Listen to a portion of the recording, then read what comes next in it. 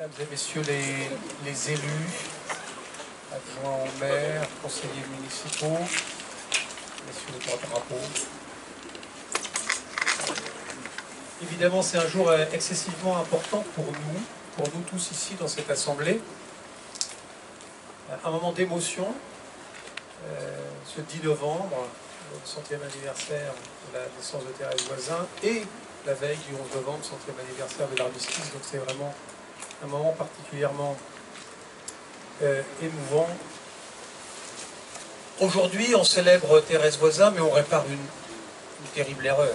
Dans cette période où notre territoire est envahi, des collabos font des affaires avec l'ennemi pendant que des femmes accomplissent des tâches souvent subalternes mais indispensables au groupe d'action de réseaux clandestins. Arlette, puisque c'était son nom de résistante, la femme de Fernand, que j'appelle de son nom de résistant aussi. Remplacer le nom d'un collabo par celui d'une résistante, c'est rendre justice à la représentation des femmes dans la résistance. La municipalité de Tours ne peut que s'honorer d'avoir réalisé cet acte de salubrité publique au moment où dans différents pays d'Europe, notamment en Italie, l'extrême droite fascisante est au pouvoir. À 16-17 ans, elle entre dans une organisation que certains connaissent ici. Les Jeunes Filles de France, ça date pas d'hier. Hein. La responsable était Danielle Casanova. Elle participe à ces fameux soirs des 6 et 2 février 1934 à l'affrontement contre les fascistes, les membres de la cagoule d'extrême droite, les croix de feu qui tentent de renverser la République. Cette tentative échouera grâce à l'unité des socialistes et des communistes. Thérèse est devenue une vraie militante antifasciste. Elle rencontre Louis dans une manifestation en 1937. Thérèse et Louis Voisin choisirent de quitter Paris en 1938 pour retrouver la famille de Louis et habiter quai Paulbert à Tours. Oui, des pas et oui, des âmes sentinelles, jour et nuit, et du sang, des cris, des larmes, la mort pour celui qui fuit. Louis et Thérèse ont déménagé rue Fête-Botte. Ils sont pas très loin d'ici d'ailleurs. La même année. Dans une grande maison appartenant à Julia Voisin, la belle-mère à Thérèse, adresse utilisée par la suite pour héberger des clandestins français et des Anglais de mémoire de famille. Louis et Thérèse entrent en résistance contre le régime de la collaboration de Pétain en adhérant au Front National de Libération de la France, initié en 1940 par le Parti communiste français. Mais voilà, l'occupant veille, aidé en cela par des collabos français, la Gestapo et la police de Vichy. Antoine, pardon, c'est ça, est arrêté le 4 août 1942 suite à un attentat commis par un groupe de résistants de l'usine de la CIMT à Saint-Pierre-des-Corps. Il sera transféré au camp de Dachau, puis en gamme sous le matricule 58-086. Le 5 avril 1943, c'est au tour de Thérèse d'être arrêtée à Tours. Dans l'après-midi, c'est la perquisition. La perquisition, alors je pense que ça devait être rue Fête-Botte. Entouré de 2 civils. Une porte ayant été défoncée, ils ont trouvé le revolver et le matériel à déboulonner les rails qui se trouvaient dans la cheminée. Sa belle-mère, Julia, est aussi arrêtée. L'arrestation de Julia Voisin entraîne la fin des hébergements clandestins de la rue Fête-Botte. Les 2 femmes sont transférées à la prison d'Orléans, où elles y resteront jusqu'au jugement du 11 septembre. Elles sont condamnées à 11 mois de prison. Le 16 mai, elles partiront au camp de Ravensbrück. Thérèse devient le matricule 39117 et Julia le matricule 39139. Thérèse sera transférée au camp de Fossambourg avec un nouveau matricule 57575. Julia décédera le 6 mars 1945 à Ravensbrück.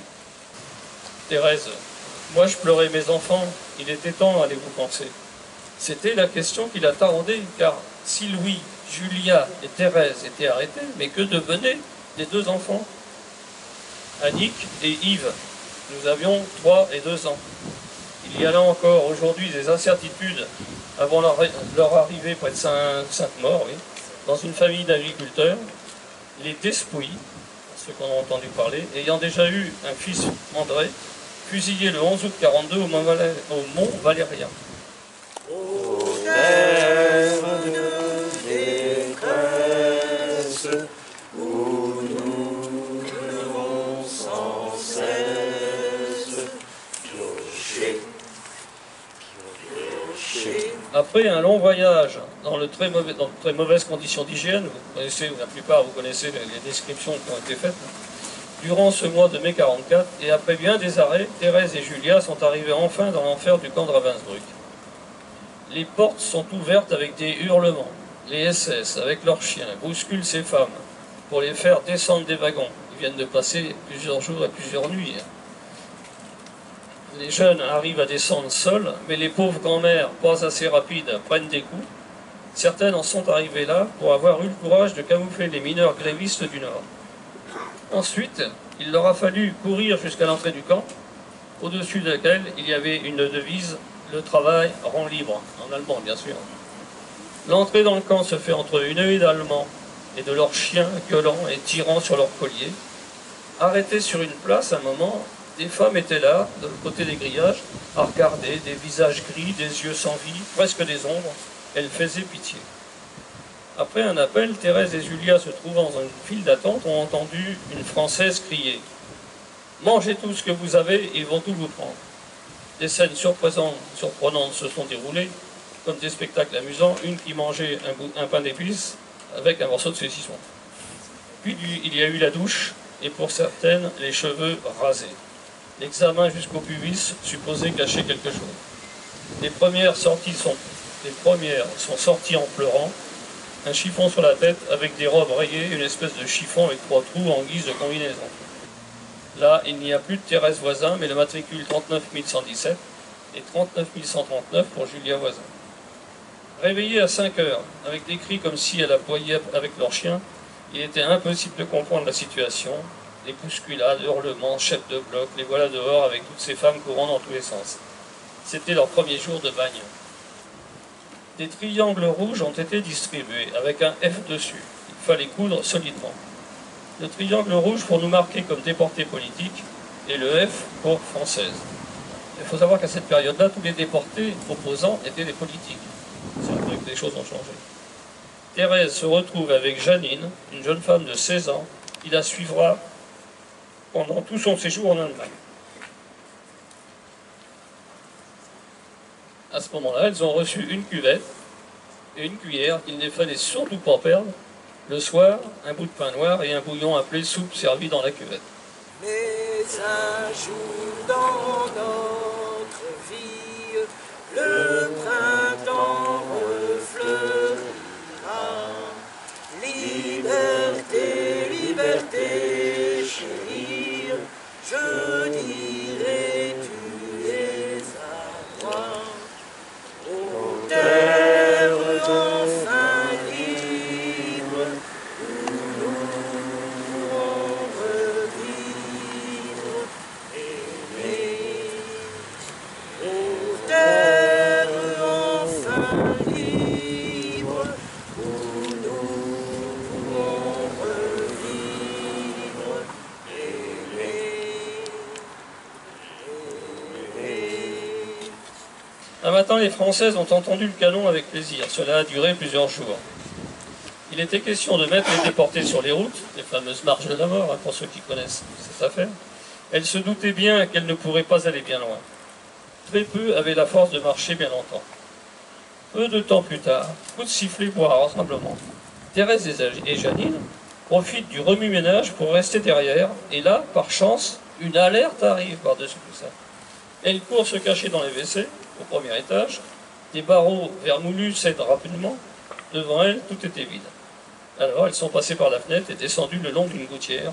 Elles ont marché le plus longtemps possible, le long d'un ruisseau, en s'éloignant du camp, bien sûr, jusqu'à atteindre une petite maison sur pilotis.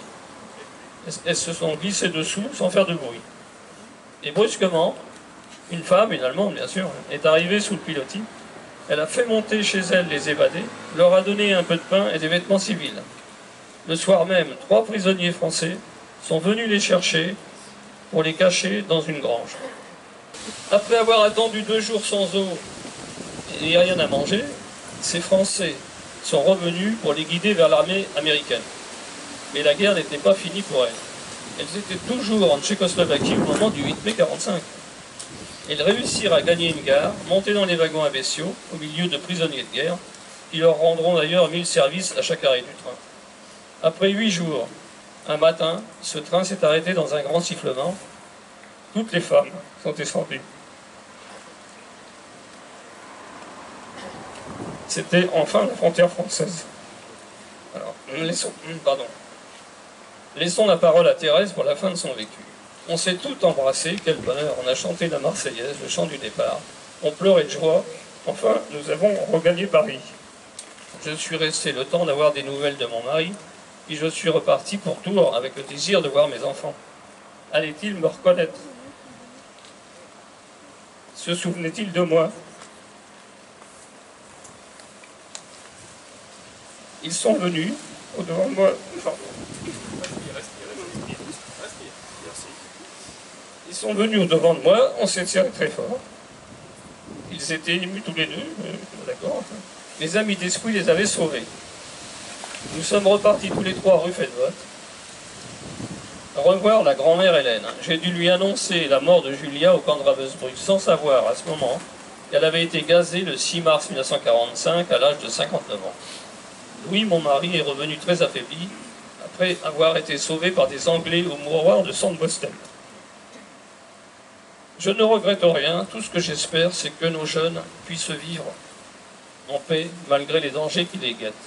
Je voudrais dire, comme Bertolt Brecht, attention, le ventre est encore fécond d'où a surgi la bête immonde.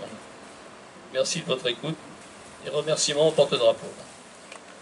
Malgré le serment des déportés, plus jamais ça, nous assistons en France et en Europe à la montée d'idéologies nauséabondes qui, dans le passé, nous ont fait tant de mal. Si nous ne réagissons pas, ceux qui sont porteurs de ces idéologies n'auront pas besoin des chars de Hitler et de Mussolini pour accéder au pouvoir, comme ce fut le cas d'Espagne en 1936 et en France en 1940. Profitant de la crise de notre société, du chômage, de l'aggravation des inégalités sociales, les utilisent tout simplement de nos jours, les voies institutionnelles de la République. Personnellement, je ne veux pas faire de Thérèse une héroïne. Elle n'aurait pas aimé ça. Mais un exemple pour la jeunesse. Il nous faut rappeler son combat, celui de toute sa vie pour la liberté, les droits de l'homme et la paix, qui reste notre combat de tous les jours. Thérèse fait partie de ces femmes qui, malgré tous les risques encourus, restèrent debout dans la tourmente. Quand, tout à l'heure, va apparaître sur cette plaque le nom de Thérèse Voisin, nous découvrirons le nom d'une femme qui a consacré sa vie à lutter contre le fascisme, le racisme, pour une société plus humaine, répondant aux exigences de notre temps. À l'exemple de nombreuses femmes résistantes, honorons cette femme qui a fait preuve de dévouement, d'esprit de sacrifice, d'amour de la patrie, et je dirais aussi de beaucoup de courage. Ils viennent jusque dans nos bras, égorger nos fils et nos compagnes, aux armes citoyens, formez vos bataillons, marchons, marchons.